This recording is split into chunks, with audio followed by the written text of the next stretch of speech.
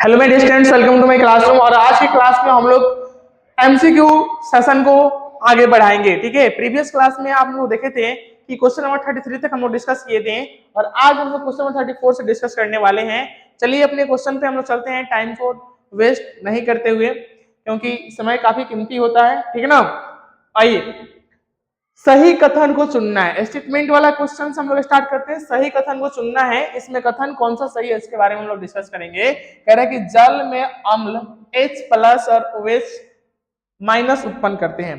पूछ रहा है कि जल में क्या उत्पन्न करते हैं, H प्लस या OH माइनस। बताना है आप लोगों को कि अगर कोई एसिड, ठीक है ना, जल में अगर हम मिलाते हैं, जल में अम्ल को मिलाते हैं तो क्या करते हैं, हाइड्रोजन रिलीज करते हैं, यानी H प्लस आयन रिलीज करते हैं, या तो वह आपको OH माइनस आयन रिलीज करते हैं। जल में अम्ल OH माइनस और क्षार H प्लस उत्पन्न करते हैं, या जल में अम्ल H प्लस और क्षार Cl माइनस करते हैं, या जल में अम्ल Cl माइनस और क्षार H प्लस उत्पन्न करते हैं। चार प्रकार के आपके पास ऑप्शन हैं। याद रखिएगा, जब भी हम लोग जल में, वाटर में एसिड को मिलाते हैं तो वह हाइड्रोजन आयन और OH माइनस उत्पन्न करते हैं, यानी हमेशा याद रखिएगा H प्लस और OH माइनस उत्पन्न करते हैं। ठीक है ना, यानी क्षार जब देखिए यहाँ पे H प्लस और OH माइनस उत्पन्न करेंगे, क्या करेंगे, H प्लस और OH। यहाँ पे छूट गया, यहाँ पर लिख लीजिएगा क्षार जो होते हैं वह OH माइनस उत्पन्न करते हैं। क्या करते हैं, OH माइनस, यानी जल में अम्ल H प्लस, और यदि जल में हम क्षार मिला रहे हैं, क्या मिला रहे हैं, क्षार यानी बेस मिला रहे हैं, वो क्या करेंगे, क्या करेंगे, OH माइनस रिलीज करेंगे। ठीक है, अगला क्वेश्चन, हमारे दांतों का जो इनेमल होता है वो किससे बना होता है। जो ह्यूमन बॉडी के माउथ के अंदर बात करें, जो उनका दांत होता है, दांतों में इनेमल जो कि सबसे हार्ड सब्सटेंस होता है, वो किस चीज से बना होता है, तो वो बना होता है कैल्शियम फॉस्फेट। किससे बना होता है, कैल्शियम फॉस्फेट से बना होता है। निम्नलिखित में से पीएच का कौन सा मान क्षारक विलयन का मान होता है, तो याद करिए स्केल 0 से 7, 7 से 14, 0 to 7 एसिड यानी अम्ल जिसको आप कहते हैं, और 7 to 14 क्षार। ठीक है, और 7 जो होता है वो उदासीन होता है, आपको पता ही है। तो इसमें देखिए तो क्या है, पहला ऑप्शन नहीं होगा, दूसरा ऑप्शन नहीं होगा, तीसरा ऑप्शन नहीं होगा, चौथा ऑप्शन सही होगा, यानी option D will be right answer. अगला क्वेश्चन देखिए, संतरा, नींबू आदि को साइट्रस फल कहा जाता है। संतरा, नींबू, मौसमी, ये सभी को क्या कहते हैं हम लोग, ये सभी फल को हम लोग साइट्रस फ्रूट कहते हैं, क्योंकि इसके अंदर साइट्रिक एसिड पाया जाता है। क्या क्या पाया जाता है, साइट्रिक एसिड। कौन सा एसिड पाया जाता है, साइट्रिक एसिड पाया जाता है, याद रखिएगा।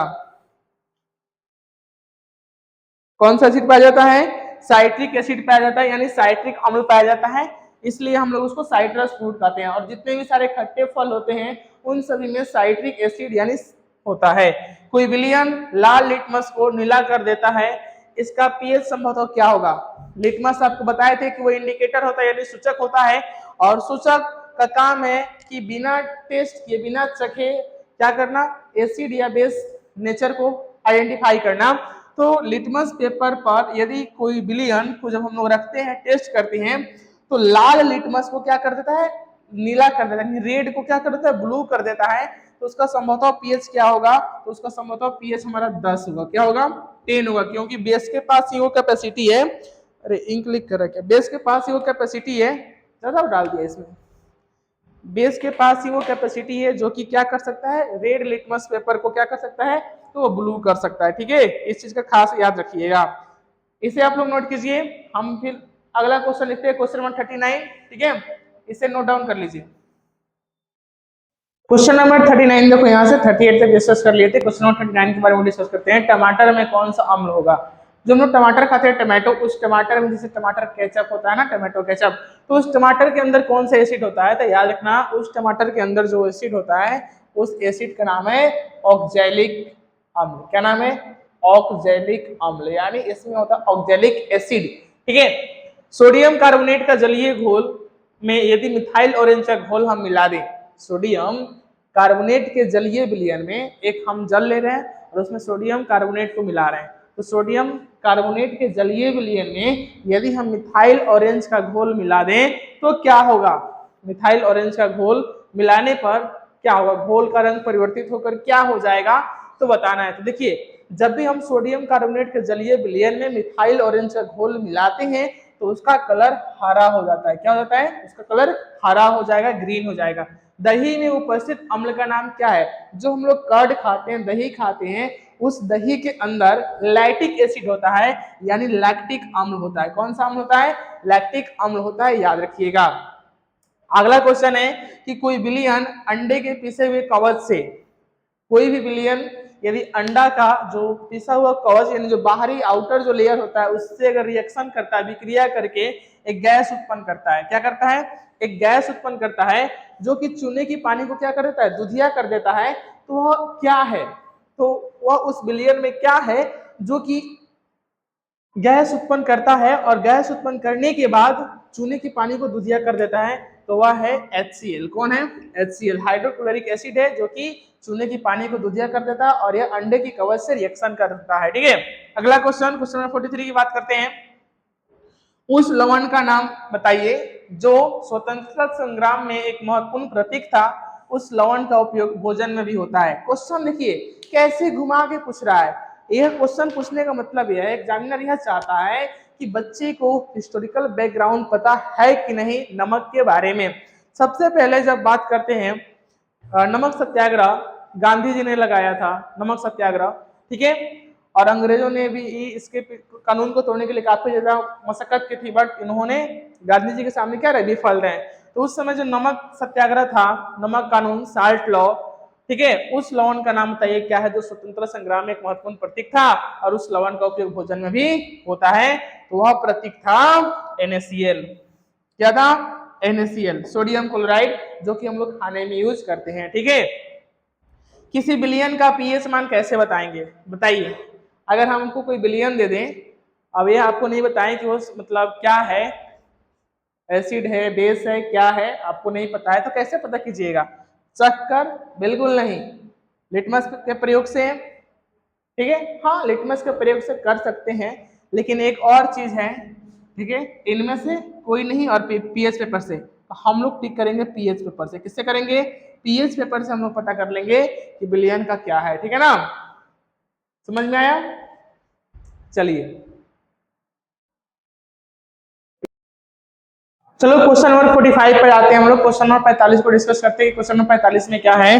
तो क्वेश्चन नंबर 45 की हम बात करते हैं नीला थोथा, जिसको हम लोग तूतिया के भी नाम से जानते हैं। नीला थोथा का अनदर नाम क्या होता है? तूतिया होता है, याद रखिए। कभी कभी एग्जाम में क्या होता है, नीला थोथा ना कह के तूतिया भी पूछ देता है। तो नीला थोथा का रासायनिक यानी केमिकल फॉर्मूला क्या होता है? आप बताइएगा क्या होगा नीला थोथा का केमिकल फॉर्मूला? बताइए जल्दी फटाक से, क्या होगा नीला थोथा का फॉर्मूला? तो CuSO4 इंटू 5H2 होता है, जिसको हम लोग कहते हैं ब्लू वाइटोरियल। ठीक ना, CuSO4 इंटू 5H2O, क्या कहेंगे? CuSO4 इंटू 5H2O, इसको इंग्लिश में कहते हैं ब्लू वाइटोरियल और हिंदी में कहते हैं नीला थोथा यानी तूतिया। ठीक है, याद रखिएगा, CuSO4 इंटू 5H2O। और यहाँ पर देखिए जो CuSO4 इंटू 7H2O है वह ग्रीन वाइटोरियल का फॉर्मूला है, या ब्लू वाइटोरियल का फॉर्मूला, या ग्रीन वाइटोरियल का फॉर्मूला है। ठीक है ना, याद रखिएगा, या हरा थोथा हो जाएगा या नीला थोथा हो जाएगा। तो हमारा ऑप्शन जो होगा राइट आंसर वो CuSO4 इंटू 5H2O होता है, केमिकल फॉर्मूला ऑफ द नीला थोथा यानी तूतिया का। क्वेश्चन नंबर 46 की बात करते हैं। तो निम्नलिखित में से किसका उत्पादन साधारण नमक से नहीं किया जाता है? साधारण नमक से किसका उत्पादन यानी प्रोडक्शन नहीं किया जाता है, मैन्युफैक्चरिंग नहीं किया जाता है? सोडियम हाइड्रोक्साइड नहीं, बेकिंग सोडा नहीं, वॉशिंग सोडा नहीं, तो किसका नहीं किया जाता है? याद रखिएगा, plaster of Paris. Plaster of Paris का नहीं किया जाता है। किसका नहीं किया जाता है? प्लास्टर ऑफ पेरिस का उत्पादन मतलब नॉर्मल नमक से नहीं होता है। प्लास्टर ऑफ पेरिस का उत्पादन सिंपल यानी साधारण नमक से नहीं किया जाता है। क्वेश्चन हम लोग का था।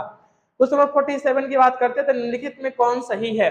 पूछ रहा है कि इसमें सही कौन है, बताइए। Na2CO3 या इंटू 5H2O, 5H2O, इसमें सही कौन सा है? ऑप्शन बताना है, या Na2CO3 into 10H2O, Na2CO3 into 7H2O, या Na2CO3 इंटू 2H2O। तो राइट ऑप्शन आपका जो होगा बेटा इसमें होगा option number B, Na2CO3 10H2O। ठीक है, क्वेश्चन नंबर 48 पे आते हैं।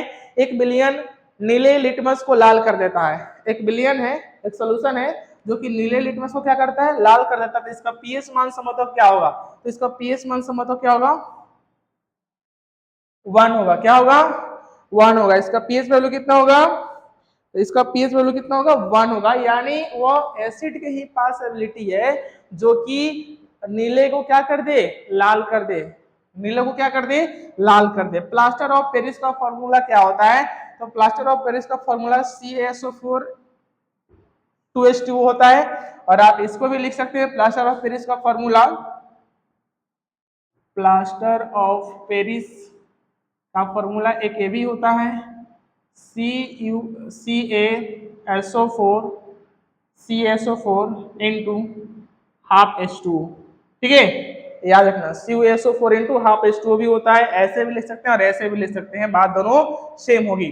ठीक है, आइए एक क्वेश्चन और है कि NaOH का 10 ml यानी सोडियम हाइड्रोक्साइड का 10 ml, यह थोड़ा सा न्यूमेरिकल है और थोड़ा सा लॉजिक वाला है, ध्यान से देखिएगा तो बन जाएगा। क्वेश्चन कोई टफ नहीं होता है। NaOH का 10 ml, सोडियम हाइड्रोक्साइड का 10 ml का एक सॉल्यूशन है मेरे पास। अब देखो 10 ml किसका, तो NaOH का कितना, 10 ml। ठीक है, HCl का 8 ml। अभी दोनों क्या करता है, जब मिलाते हैं तो दोनों क्या करता है, न्यूट्रलाइज करता है। जब 10 ml सोडियम हाइड्रोक्साइड को 8 ml HCl कर देता है, क्या न्यूट्रल कर देता है, उदासीन कर देता है, तो मुझे बताओ यदि हम इसका वैल्यू यानी इसकी मात्रा बढ़ा दें, NaOH पहले हम 10 ml लिए थे, अब हम 20 ml ले रहे हैं, तो हमें बताना है तो इसे न्यूट्रल करने के लिए, उदासीन करने के लिए कितना ml HCl का जरूरत होगा।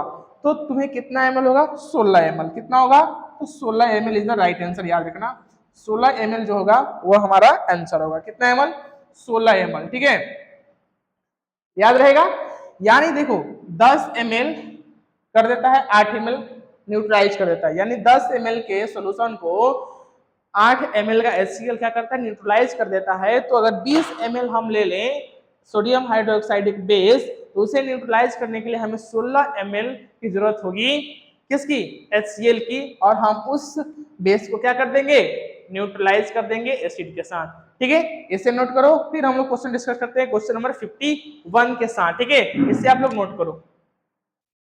चलिए हम लोग क्वेश्चन डिस्कस करते हैं क्वेश्चन नंबर 51 से। ठीक है, तो बेकिंग सोडा का फॉर्मूला क्या होता है, तो बेकिंग सोडा का फॉर्मूला आपके सामने 4 ऑप्शन दिया है, इसमें से आपको चूज करना है कि बेकिंग सोडा का फॉर्मूला क्या होता है। तो बेकिंग सोडा का फॉर्मूला NaHCO3 होता है। क्या होता है, NaH, बार बार इसमें से लिंक लीकेज कर रहा है, NaHCO3 होता है बेकिंग सोडा का फॉर्मूला, याद रखिएगा। आगे बात करते हैं अनपच के उपचार के लिए कौन उपयुक्त है। देखना ज्यादा जब लोग खा लेते हैं तो पेट में मतलब पचता नहीं है भोजन, तो अनपच के पचाने के लिए किसका यूज कीजिएगा, भोजन को पचाने के लिए एंटीबायोटिक बिल्कुल नहीं, एनाल्जेसिक नहीं, एंटीसेप्टिक नहीं, तो किसका यूज करेंगे, हम यूज करेंगे यहाँ पे एंटासिड टेबलेट। किसका यूज करेंगे, एंटासिड, ताकि हमारे पेटों में जाके जो अनडाइजेस्टेड है उसको क्या करे, डाइजेस्ट करे। अम्लीय ऑक्साइड के विलयन का पीएच क्या होगा, यदि अम्लीय है तो 7 से कम होगा। क्या होगा, 7 से कम होगा। क्या होगा, 7 से कम होगा। ठीक है, जल में हाइड्रोजन आयन किस रूप में रहता है, तो H3O प्लस। H3O प्लस को एक और नाम कहते हैं हाइड्रोनियम भी कहते हैं, हाइड्रोनियम लिख लीजिएगा कहीं।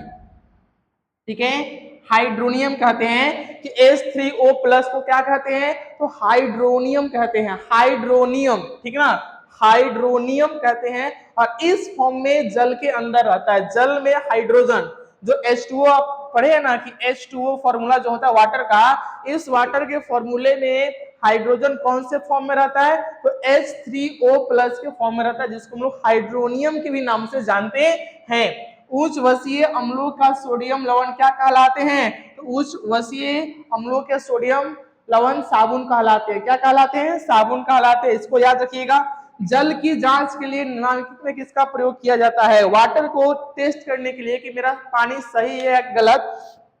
ठीक है, उसमें किसका हम लोग करते हैं यूज, तो याद रखिएगा इसका हम लोग यूज करते हैं, कहाँ गया, कॉपर सल्फेट। अनार्ध कॉपर सल्फेट का हम लोग यूज करते हैं। किसका यूज करते हैं?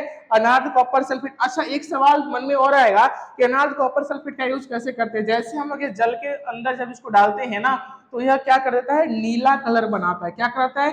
नीला कलर हो जाता है। जल का कलर कैसा होता है? नीला हो जाता है, जिससे हम लोग पता कर लेते हैं कि पानी क्या है? खराब है।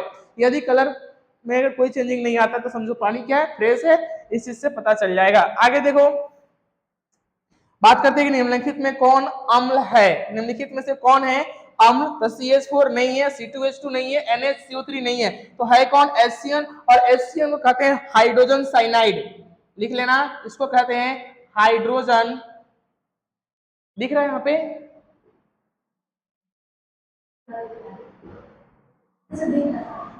यहाँ पे देखो बुआ, इसको कहते हैं हम लोग HCN को। मैं यहाँ पे लिख देता हूँ, अगर इधर साइड में नहीं दिख रहा तो यहाँ पे मैं लिख देता हूँ HCN को हम लोग कहते हैं हाइड्रोजन साइनाइड। क्या कहते हैं? तो हाइड्रोजन साइनाइड कहते हैं। याद रखना, HCN को हम लोग क्या कहते हैं? Hydrogen cyanide. और यही क्या है? एसिड है, अम्ल है। आज के क्लास में हम लोग डिस्कस किए टोटल क्वेश्चन 57, और कल के क्लास में हम लोग क्वेश्चन नंबर 58 से डिस्कस करने वाले हैं। ठीक है, आप सभी प्रश्न को जाके कॉपी में नोट डाउन कर लीजिएगा और एक एक प्रश्न पर विचार कीजिएगा और आप सोचिएगा और उसको याद करने की कोशिश कीजिएगा और प्रैक्टिस ज्यादा से ज्यादा कीजिएगा। जितना प्रैक्टिस कीजिएगा आपका उतना ही बोर्ड का लक्ष्य नजदीक होगा। ठीक है, तब तक के लिए थैंक यू। मिलते हैं अगले क्लास में। जय हिंद।